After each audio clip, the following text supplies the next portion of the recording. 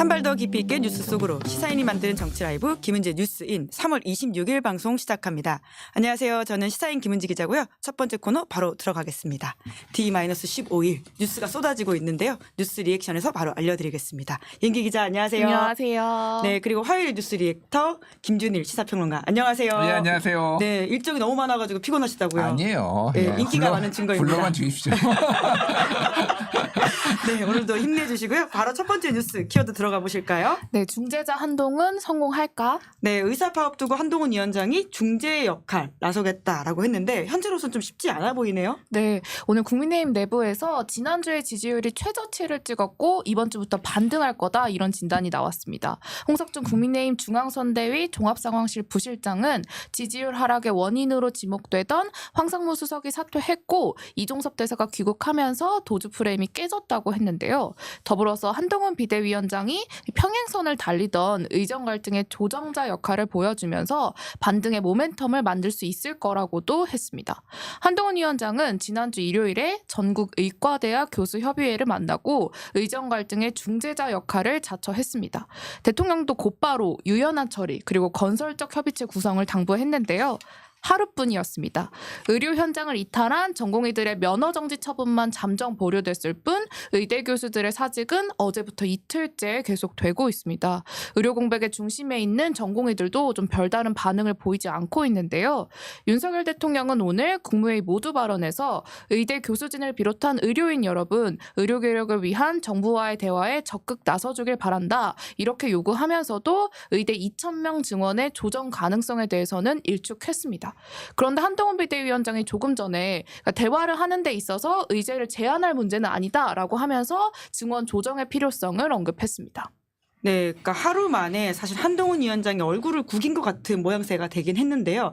이게 약속대련 좀 더 극적인 모습을 만들기 위해서 좀 갈등하는 걸 보이는 건가요? 아니면 진짜 한동훈 위원장의 역할에 한계가 왔다라고 보세요? 아니 근데 이거는 롤을 이제 주기는 한 건데 그러면은 이제 이 협상의 재량권도 어느 정도 줘야 되잖아요. 근데 2,000명은 죽어도 안 된다라고 대통령께서 못을 딱 박은 상황에서 협상의 재량권이 없잖아요. 그러면은 이거는 굉장히 제한적인 역할을 할 수밖에 없고 오늘 심지어 대통령 본인이 나서서 메시지를 냈잖아요. 롤을 주려면은 완전히 몰빵해 줘야지. 지금 몰빵이 중요하다고 몰빵.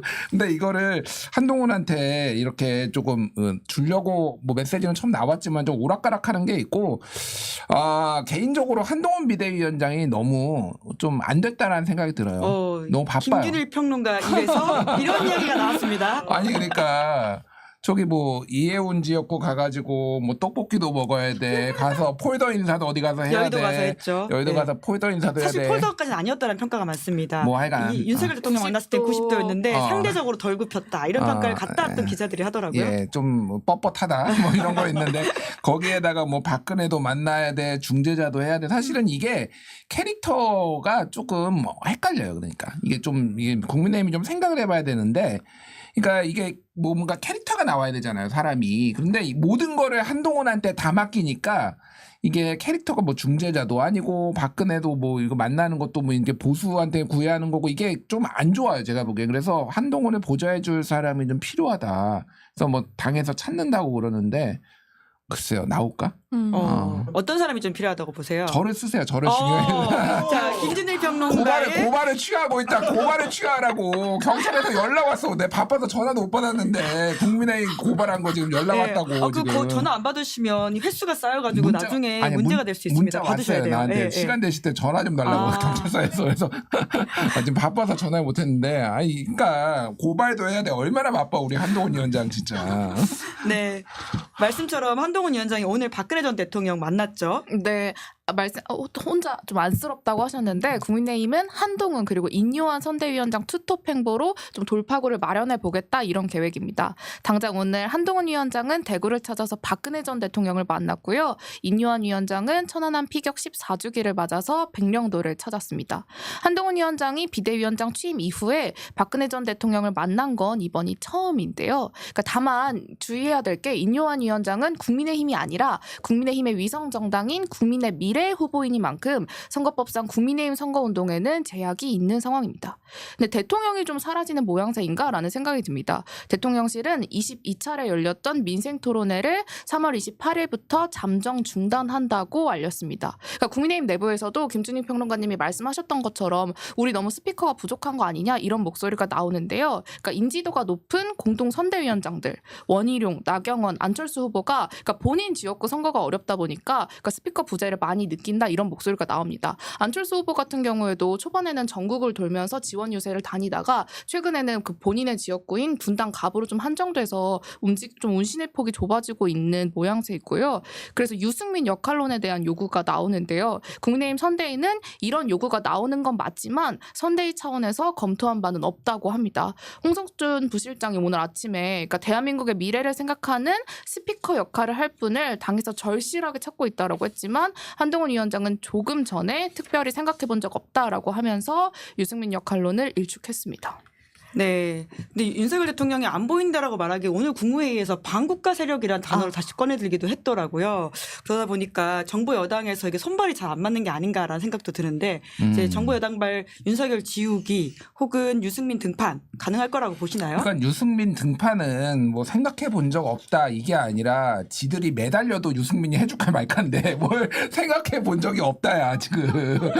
누가 급한 거야? 솔직히 얘기하면 이거는 그러니까 뭔가 정신 못 차렸다 이 얘기하면 될 것 같고, 그러니까 대통령이 민생토론에 이제 그만하신다고 얘기를 했는데 사실 이거는 조금 여러모로 대통령은 못 참으시는 것 같아요. 오늘 그 아까 제가 얘기했지만 메시지를 또 본인이 직접 내서 의료계 이제 복귀 대화 복귀해라 이런 얘기도 그렇고 이제 지금 국민의힘이 조금 오락가락하는 게 종북 이제 플래카드 뭐 종북 세력의 세력을 복귀를 막아야 된다 플래카드 걸라고 했다가 이것도 내리라고 했다가 이러면서 오락가락하고 이거 정책 행보로 가려고 막 하는데 정책은 이미 윤석열 대통령이 민생토론회에서 전국에 다 따발총으로 난사를 해놔서 더 이상 먹히지가 않고 이게 전체적으로 좀 손발이 다 안 맞는 모습이다 지금. 좀 많이 좀 힘들다 국민의힘. 네, 게다가 대파 논란과 관련해서 대통령실 입장을 적극적으로 내면서 전 정부 때가 더 심했다 이런 취지 이야기를 하더라고요. 아니 대파가 비싸가지고 지금 그런 게 아니잖아요. 사람들이 화가 난 거는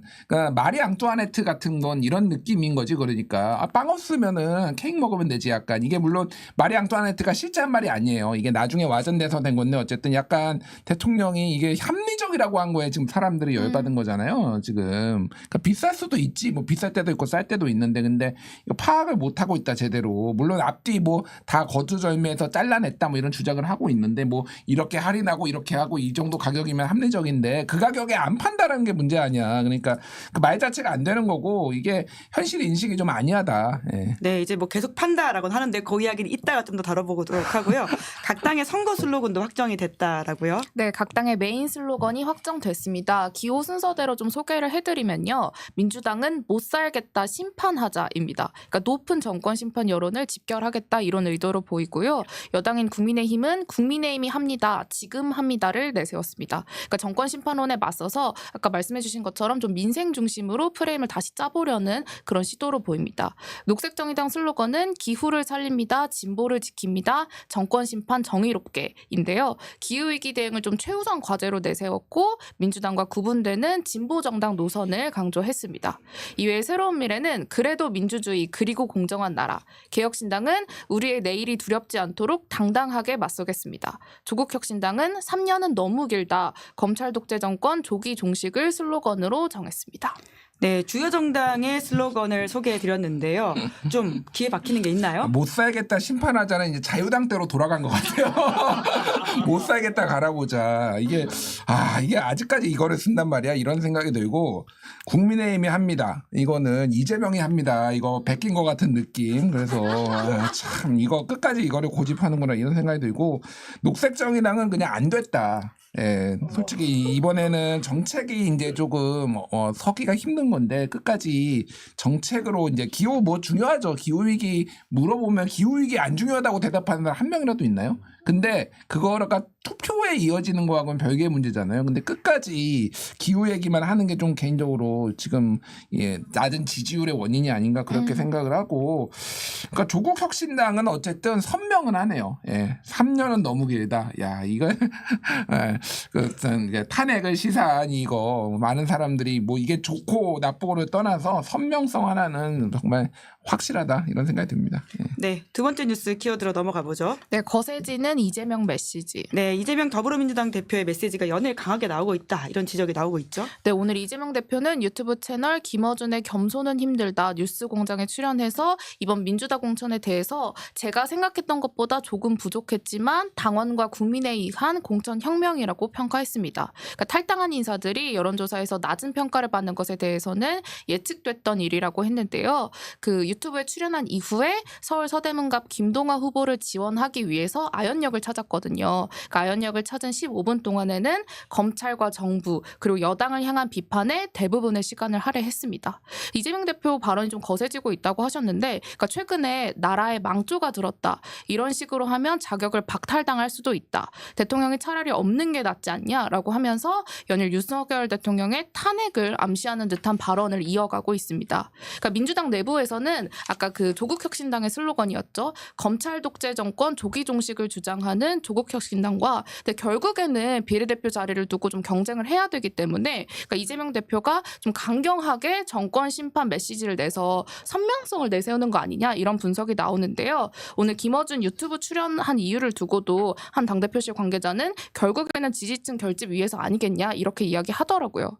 그런데 이재명 대표의 발언이 많아지고 또 거세지면서 강원 서도로 전락했다. 그러니까 이렇게 본인의 발언에 대해서 사과하는 일도 좀 생겨나고 있습니다. 국민의힘에서는 이재명 대표의 발언을 묶어서 막말 퍼레이드라고 하면서 공세에 나섰는데요. 그러니까 국민의힘이 좀 이재명 대표의 발언을 예의주시하는 상황에서 이재명 대표의 이렇게 발언이 좀 추후 선거에 어떻게 영향을 미칠지도 지켜봐야 할 것 같습니다. 네, 어떻게 영향을 미칠지 지켜봐야 한다라고 하는데 어떻게 보고 계십니까? 그러니까 저는 이재명 대표가 정권을 향해서 세게 얘기하는 거는 뭐 충분히 그럴 수 있다라고 봐요. 근데 이재명 대표가 지금 설화가 나오는 게 정권에 대해서 세게 얘기하는 게 아니라 이를테면 비유를 들면서 하는 게 대부분이거든요.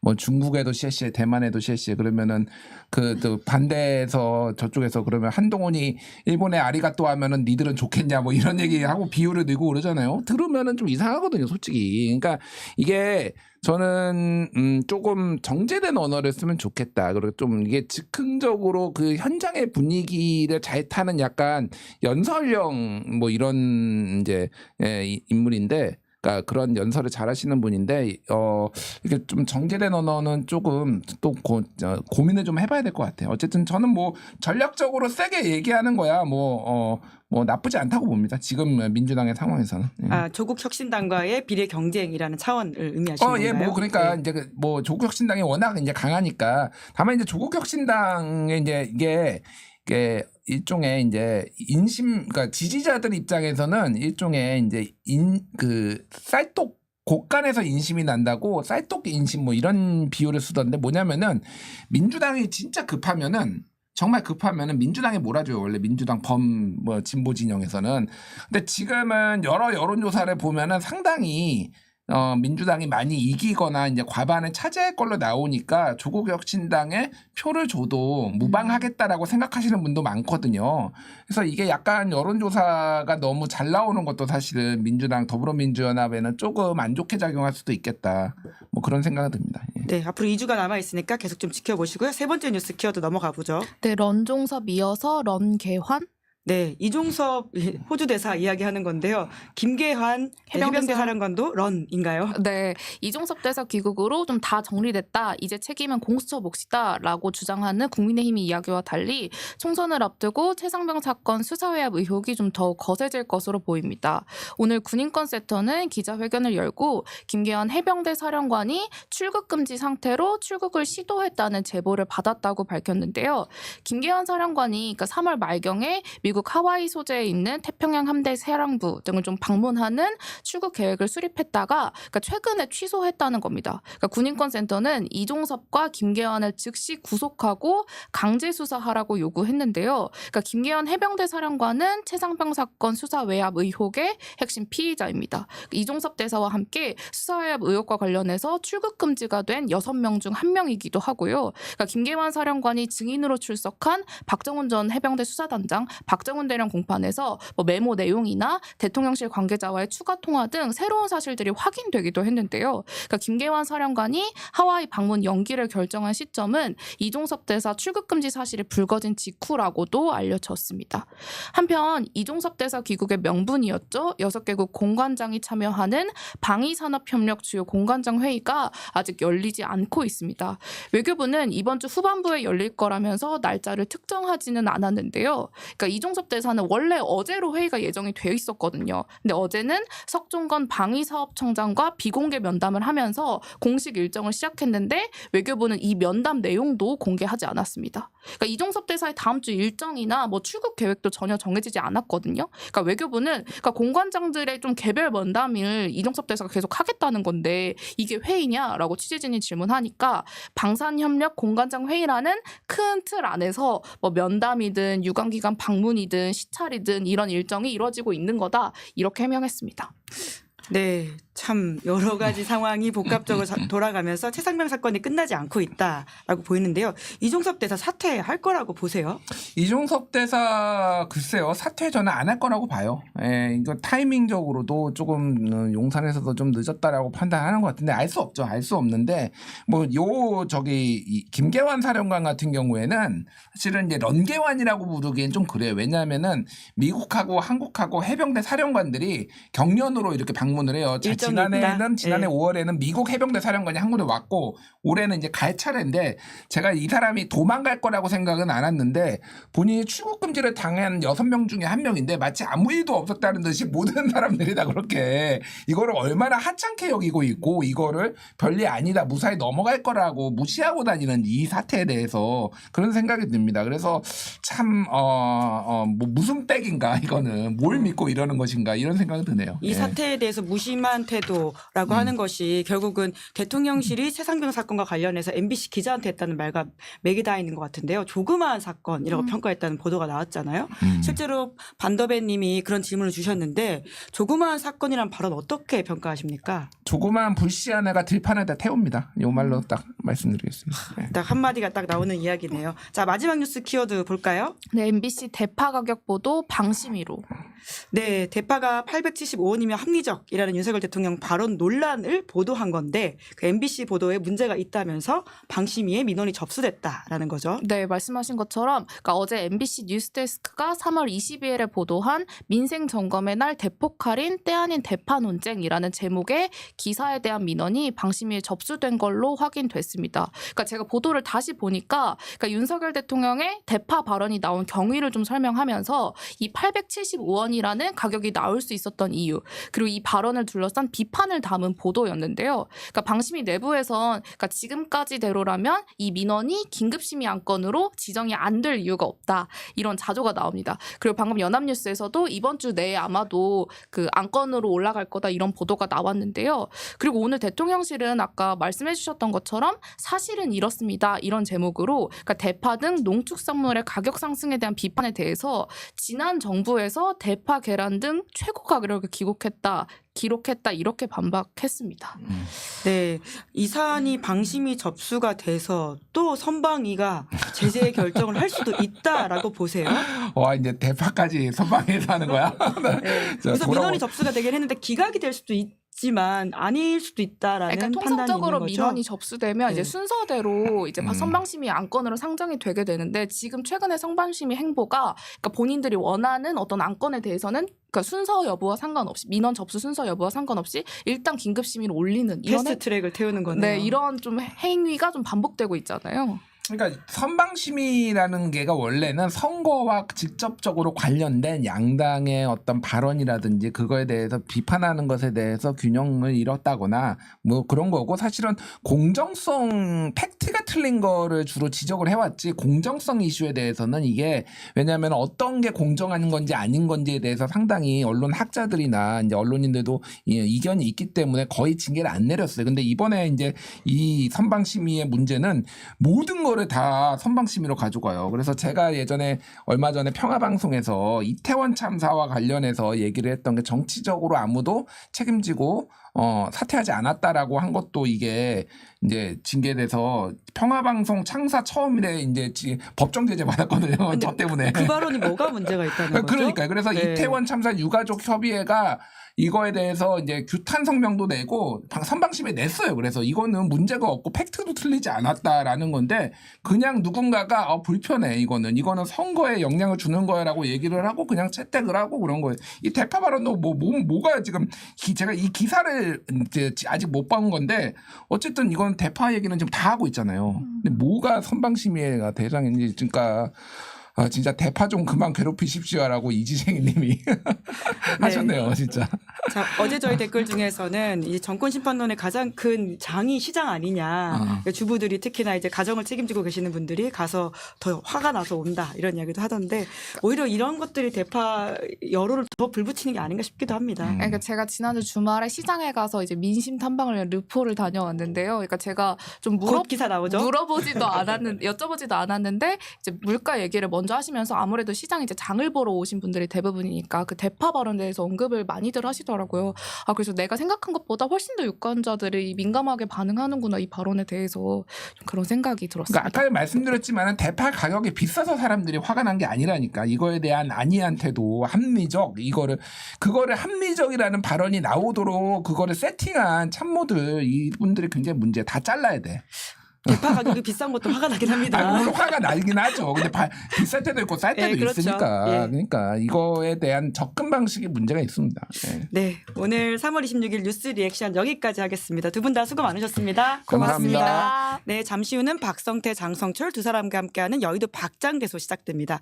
기다리시는 동안 구독, 좋아요, 알림 설정 부탁드릴게요. 믿을 수 있다. 더 착한 보험. 우리 가족의 미래를 대비하는